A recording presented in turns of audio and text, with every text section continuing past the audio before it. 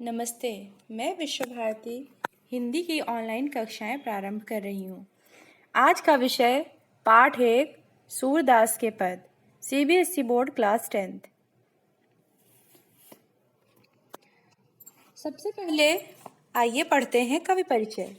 सूरदास का जन्म 1478 में माना जाता है। एक मान्यता के अनुसार इनका जन्म मथुरा के निकट रक्ता रेणुका क्षेत्र में हुआ था, जबकि दूसरी मान्यता के अनुसार इनका जन्म स्थान दिल्ली के पास सीही माना जाता है। महाप्रभु वल्लभाचार्य के शिष्य सूरदास अष्टछाप के कवियों में सर्वाधिक प्रसिद्ध हैं। सूर वात्सल्य एवं श्रृंगार के श्रेष्ठ कवि माने जाते हैं। इनकी मृत्यु 1583 में पारसौली में हुई। इनकी प्रमुख रचनाएं सूर सागर, साहित्य लहरी एवं सूर सारावली हैं।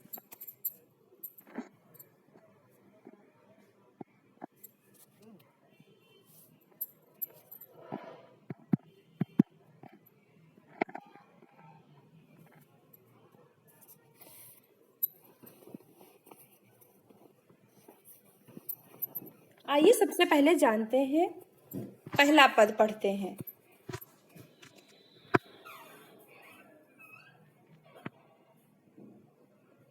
ऊधो तुम हो अति बड़भागी। गोपियां ऊधो से व्यंग करती हैं और कहती हैं कि तुम बहुत ही भाग्यशाली हो। ऊधो तुम हो अति बड़भागी। बड़भागी मीन्स होता है भाग्यशाली, बहुत ही भाग्यशाली। तो जब ऊधो गोपियों को योग का संदेश देने के लिए आते हैं तो गोपियां अत्यंत व्याकुल हो जाती हैं और ऊधो से ही व्यंग करती हैं। अगली लाइन देखिए, अपरस रहत स्नेह तगाते नाहिन मन अनुरागी। और क्या कहती हैं कि अपरस रहत स्नेह तगाते, कि तुम श्री कृष्ण के पास रहते हो परंतु फिर भी उनके प्रेम से वंचित हो। स्नेह मतलब होता है प्रेम। अपरस अर्थात तुम वंचित हो। नाहिन मन अनुरागी, और तुम्हारा मन जो है प्रेम से लिप्त नहीं है, अर्थात उनके पास रहते हुए भी तुम प्रेम से दूर हो। पुरैन पात रहत जल भीतर तारस देह न रागी। तुम कमल के उस पत्ते के समान हो। पुरैन पात मतलब कमल का पत्ता। रहत जल भीतर, जल के अंदर रहता है। तारस देह न लागी, तारस अर्थात उसके पत्ते पर पानी की एक बूंद भी नहीं ठहरती है। उसी प्रकार से तुम श्री कृष्ण के पास रहते हो परंतु फिर भी तुम उनके स्नेह से वंचित हो।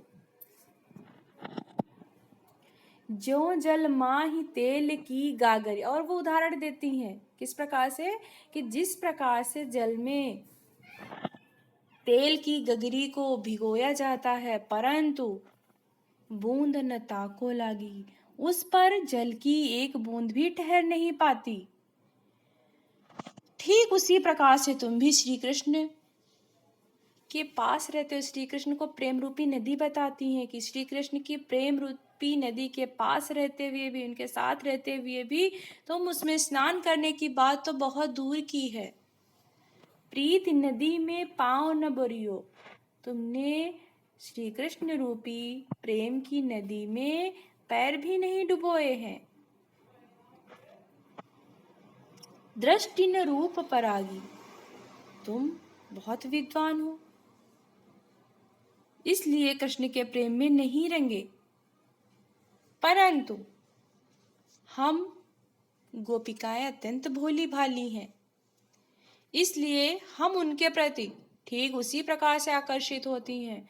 सूरदास अबला हम भोरी, अबला मतलब अपने को अबला बताती हैं कि हम जो है भोली भाली हैं, अबला स्त्रियां हैं, और हम ठीक उसी प्रकार से श्री कृष्ण के प्रेम के प्रति आकर्षित हैं जिस प्रकार से गुर चाटी जो पागी, गुर मतलब गुड़। चींटियां गुड़ के प्रति जिस प्रकार से आकर्षित होती हैं, हमें उनके प्रेम में उसी प्रकार से लीन है। अब देखते हैं दूसरा पैराग्राफ।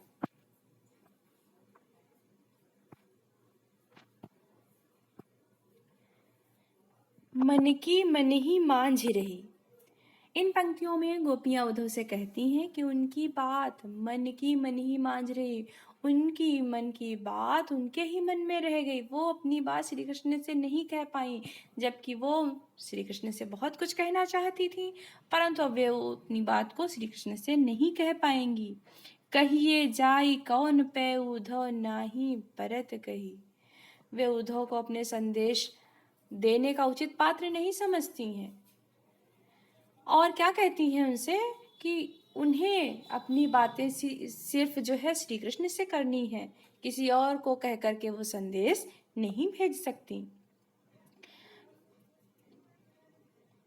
वे कहती हैं कि अवधि असार आस आवन की तन मन विधा सही।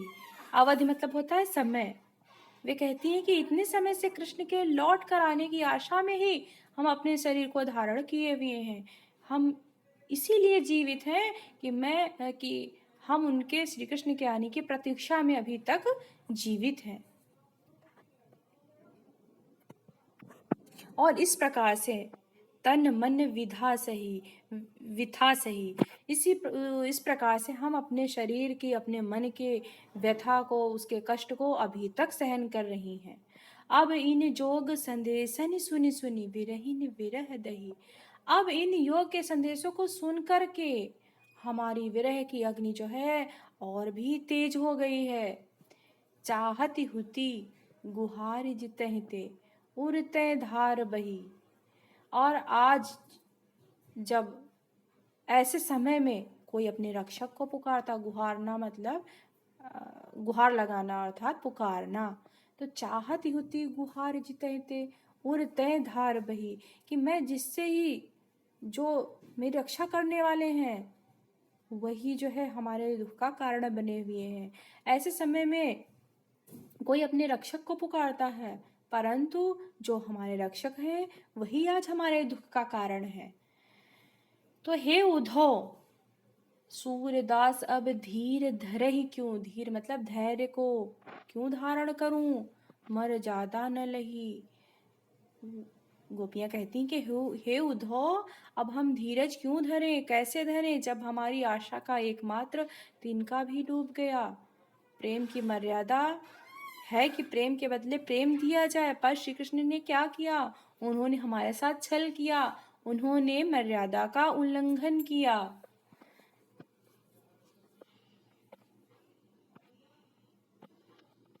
अब आगे देखते हैं तीसरा पैराग्राफ। हमारे हरि हारिल की लकड़ी। तो गोपियां उद्धव से व्यंग करते हुए कहती हैं कि श्री कृष्ण का प्रेम उनका आज का नहीं है, बहुत पुराना है, और श्री कृष्ण उनके लिए हारिल की लकड़ी, हारिल एक पक्षी होता है जो अपने पंजों में लकड़ी के टुकड़े को दबाए रहता है और वो भूमि पर पैर नहीं रखता है, जहाँ भी उसे बैठना होता है वो लकड़ी का सहारा लेता है। तो उसी प्रकार से श्री कृष्ण गोपियों के जीने का आधार है। तो उसी प्रकार से गोपियाँ कहती हैं कि हम जो है श्री कृष्ण के प्रेम में आ सकते हैं और हम उनको दृढ़ता पूर्वक पकड़े हुए हैं। मन क्रम वचन नंद नंदन उर यह दृढ़ कर पकड़ी। और हमने मन क्रम वचन के द्वारा श्री कृष्ण को बड़ी मजबूती से पकड़ रखा है, अपना माना है उन्हें। जागत सोवत स्वप्न दिवस निसी। जागत मतलब जागते हुए, सोवत सोते हुए, सपने में, दिन, और निसी मतलब रात्रि। कान कान जकरी, हम कृष्ण कृष्ण, जकरी मतलब पुकारते हैं, हम कृष्ण कृष्ण ही पुकारते हैं। और सुनत जोग लागत है ऐसो जो करुई ककरी। और हे उद्धव, तुम्हारा इस योग का संदेश सुनकर हमें ऐसा प्रतीत होता है जैसे कड़वी ककड़ी, यह संदेश हमें कड़वी ककड़ी के समान लगता है। हमें कृष्ण के प्रेम का रोग लग चुका है। सुतो व्याधि हमको ले आए, देखी सुनी न करी। हे उद्धव, तुम योग का रोग ये कैसा लेकर के आए हो? ये तो हमने कभी न सुना है और न कभी देखा है। देखी सुनी न करी, न देखा है और नहीं कभी सुना है।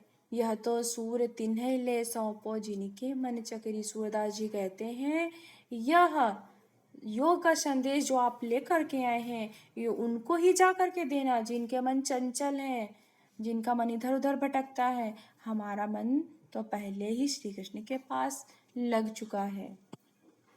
आखिरी पैराग्राफ पढ़ते हैं। हरि है राजनीति पढ़ी आए। गोपियां कहती हैं कि श्री कृष्ण ने तो राजनीति पढ़ ली है। समुझी बात कहत मधुकर के, समाचार सब पाए।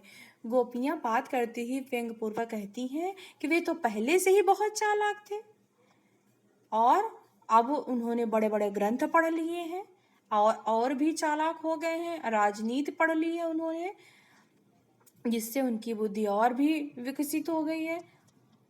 तो हमारे बारे में कुछ जानते हुए भी वे हमारे पास उद्धव का योग का संदेश भेजा है। समुझी बात कहत मधुकर, मधुकर यहाँ पर उद्धव को बताया गया है कि ये सब जानते हुए भी कि हमारे ऊपर इन बातों का कोई प्रभाव नहीं पड़ेगा, फिर भी उन्होंने योग का संदेश लेकर के उद्धव को भेज दिया है। एक अति चतुर हुते पहले ही अब गुरु ग्रंथ पढ़ाए। पहले ही इतने वो चतुर थे, चालाक थे, अब तो वो उन्होंने और भी जो है बड़े बड़े ग्रंथ पढ़ लिए हैं। गुरु ग्रंथ मतलब गुरु मतलब होता है बड़े, ग्रंथ मतलब ग्रंथ पढ़ लिए हैं। बड़ी बुद्धि जानी जो उनकी, योग संदेश पढ़ाए उन्होंने उद्धव से, अपनी उनकी बुद्धि बढ़ गई है तो उन्होंने योग का संदेश जो है भेज दिया है उद्धव से। और उद्धव भले लोग आगे के, पर हित डोलत धाये। हे उद्धव, इसमें तुम्हारा कोई दोष नहीं है। उद्धव तो ये भले लोग हैं जो दूसरों के कल्याण करने में आनंद का अनुभव करते हैं। वो कहती हैं उद्धव तुम्हारा कोई दोष नहीं, तुम तो मेरे भले के लिए ही आए हो। अब अपने मन फेर पाहिए चलत जुहते चुराए। अब गोपियां उद्धव से कहती हैं कि आप जाकर के अब अपने मन फेर पाहिए चलत जुहते चुराए, कि जो है कि यहाँ मथुरा से जाते समय श्री कृष्ण हमारा मन भी अपने साथ ले गए थे। ते क्यों अनीति करें आपुन जे, और अनीति छुड़ाए, और वे हमें वापस कर दें। वे अत्याचारियों को दंड देने का काम करने मथुरा गए हैं, परंतु वे स्वयं अत्याचार करते हैं। अनीति मतलब अत्याचार, वो खुद करते हैं, वो दूसरे जो अत्याचार करते हैं उनको मथुरा गए थे दंड देने के लिए, परंतु वो खुद अत्याचार कर रहे हैं। फिर क्या कहती हैं कि राज धर्म तो यही सूर जो प्रजा न जा ही सताए। आप उनसे कहिएगा कि एक राजा हमेशा जो है अपनी प्रजा का कल्याण ही करता है, तो उन्हें भी हमें हमारा कष्ट समझने का अधिकार है। उन्हें किसी प्रकार का कष्ट पहुंचने न दे, यही राजधर्म है। तो उन्हें भी चाहिए कि वो भी हमें किसी प्रकार का कष्ट न होने दे। तो ये हमने थोड़ा सा है जल्दी जल्दी आपको पढ़ाया हुआ है, और आगे हम आपको इसके प्रश्नोत्तर भी बता रहे हैं। आप जो है स्क्रीनशॉट कर लीजिए इसको और लिख लीजिएगा। पहला प्रश्न है, गोपियां द्वारा उद्धव को भाग्यवान कहने में क्या व्यंग्य निहित है? गोपियों द्वारा उद्धव को भाग्यवान, गोपियां उद्धव को भाग्यवान कहती हैं, इसमें उनका व्यंग्य क्या है, क्यों कटाक्ष करती हैं गोपियां जो है? तो इसका उत्तर दिया हुआ है, गोपियां द्वारा उद्धव को भाग्यवान कहने में यह व्यंग्य निहित है कि उद्धव वास्तव में भाग्यवान न होकर अति भाग्यहीन है, मतलब कटाक्ष कर रही हैं। वे श्री कृष्ण रूपी सौंदर्य तथा प्रेम रस के सागर के सानिध्य में रहते हुए भी उससे जो है उस आनंद से वंचित हैं, क्योंकि श्री कृष्ण जो प्रेम के आधार है, वे प्रेम बंधन में बांधने और मन के प्रेम में अनुरक्त होने की सुखद अनुभूति की पूर्णतया अपरिचित हैं। तो इस प्रकार से अब आपको सभी जो है प्रश्न उपलब्ध करा रहे हैं, आप जो है उसका स्क्रीनशॉट कर लीजिए। ये नेक्स्ट है, देख लीजिएगा।